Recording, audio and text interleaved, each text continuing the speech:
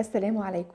أهلا بيكم في برنامج رمضانك يا ست الكل، برنامجنا لكل البنات والزوجات، وفي آخر كل حلقة بندي واجب عملي بنوصي بيه.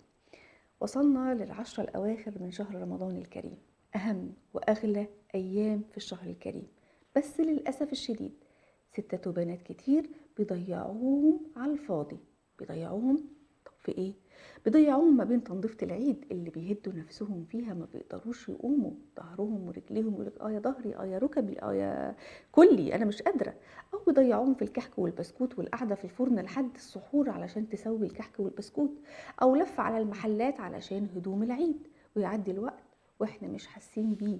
أهم وقت ممكن تكون ليلة القدر وانتي بتلفي على المحلات، ممكن تكون ليلة القدر وانتي قاعدة في الفرن بتسوي كحك وبسكوت. طب بالله عليكي ده ينفع؟ هتقبليها؟ ضميرك هيكون مرتاح أصلا؟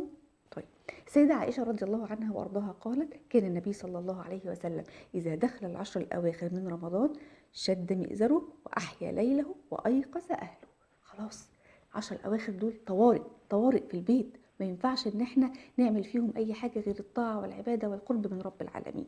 خليني اقولك ان ال10 الأواخر هم مش وقت شغل ابدا، ولا مجهود ولا تعب ولا عزومات ولا خروجات ولا اي حاجة من الحاجات دي. السنة طويلة معانا موجودة، مش وقت لا كنس ولا مسح ولا واقفة بالساعات في المطبخ ولا لف في الشارع على المحلات ولا كحك وبسكوت ولا واقفة في الفرن ولا اي حاجة من الحاجات دي. الايام دي ما بتتعوضش، كل ده ممكن يتأجل ونعمله في ايام بعد كده. يعني بقى يقول لك بعد العيد ما يتفتلش الكحك، لا ممكن يتفتل عادي، او ممكن نعمله من بدري، ما نستناش لل10 الأواخر. طيب، في قرارات انت لازم تعمليها في ال10 دول. ايه هما؟ وقفي الاستنزاف. بمعنى ايه؟ ان الاكل يكون ابسط من البسيط. مش كل يوم هعمل سفرة كبيرة واصناف وانواع والحاجات دي كلها. هو صنف خضار جنب الرز او اي حاجه بسيطه تتعمل. ما تضيعيش يومك في المطبخ والمواعين والتعب والمجهود. الايام دي لازم نكون فيها اقرب ما نكون الى رب العالمين. والعيد مش هيجي زي ما كتير من الامهات بيقولوا، العيد مش هيجي يفتش علينا، العيد مش هيجي يشوف جبنا كحك وبسكوت ولا لا، او جبنا هدوم جديده ولا لا. كل ده مقدور عليه، كل ده كان ممكن يتعمل قبل كده، لكن ال10 دول مهمين جدا جدا.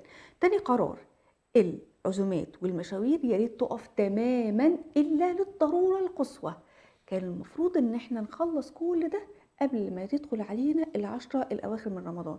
اللف على هدوم العيد ممكن يتعمل من بدري أو ممكن نطلبه أونلاين، مفيش مشكلة، لكن مش لازم كل حاجة تبقى كاملة وتبقى مثالية. المهم ان انت قلبك يكون فعلا هو مفيش فيه غير الطاعة والعبادة إلى رب العالمين. كل ده مقدور عليه يتعمل. أو ممكن تشوفي مثلا حد اصلا نازل يجيب فيوفر على حد فيجيب لينا كلنا مع بعض. المهم احنا نقدر نتصرف ونوفر على نفسنا وقت وجهد كبير جدا. طيب، تالت قرار مهم جدا: اعملي نظام خاص بال10 الأواخر. القرآن زي ما كنت بتقري مثلا جزء، لا انا في ال10 الأواخر هخليهم جزئين. انا كنت بصلي مثلا القيام كام ركعة، لا انا هزود عليهم ركعتين زيادة. الدعاء، لا انا هزود في دعائي، والدعاء يكون طالع من قلبي.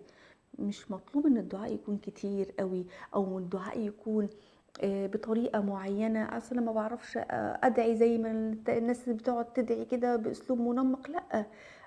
الله سبحانه وتعالى قريب يجيب دعوه الداعي اذا دعاه.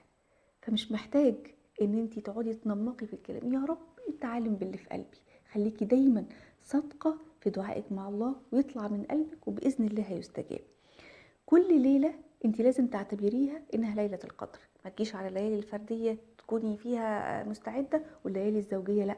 لان في بعض الزوجات وبعض البنات بيقولوا، وبعض الستات يعني بشكل عام، احنا في الليالي الفردية مش هنعمل حاجة، احنا الليالي الزوجية هنعمل فيها الكحك والبسكوت وهننظف فيها البيت. لا، احنا ال10 الأواخر دول هناخدهم طوارئ زي ما كنا بنقول. طيب، احنا المفروض هناخد واجب عملي النهارده.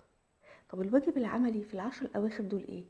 بس انا مش عايزه حد يزعل من الواجب العملي ده، لانه بعض الناس ممكن تقول انت كده هتعملي لنا مشكله. طب ايه هو الواجب ده؟ انا هقول في ال10 دول انا لا هعزم ولا هتعزم. عارفه ان ممكن بعض الناس يزعلوا، ولكن احنا نقدر نقولها بطريقه لائقه وجميله وما نزعلش حد. ولكن الايام دي أهم من كل العزومات، أهم من كل الخروجات، نبقى نعوضها بعد العيد، نعزم في العيد في أيام العيد، نعزم في صيام الستة من شوال، وهناخد برضه أجر إفطار الصائم، ولكن الأيام دي مهمة جدًا، جدًا. وتوقّفيها، ولا عزومات ولا مشاوير ولا تنضيف ولا إجهاد ولا الحاجات دي كلّها. فاكرين قبل كده ما إحنا قعدنا نتكلّم إن إحنا ندخل رمضان وبيوتنا نضيفة علشان ما ندخلش رمضان وإحنا مُجهدين. وافتكري دايمًا إن ال10 الأواخر مش عايزة سِت أو بنت مُجهدة وتعبانة ومش قادرة تُقف على رجليها، لأ أبدًا، دي عايزة واحدة صاحية ومركّزة وذكية وعارفة هي بتعمل إيه، علشان تسيب الدنيا شوية كده على جنب وتخليها دايما مع ربنا علشان الأيام دي ما تتعوضش. خلصت حلقتنا النهاردة، واشوفك في حلقة جديدة من رمضانك يا ست الكل.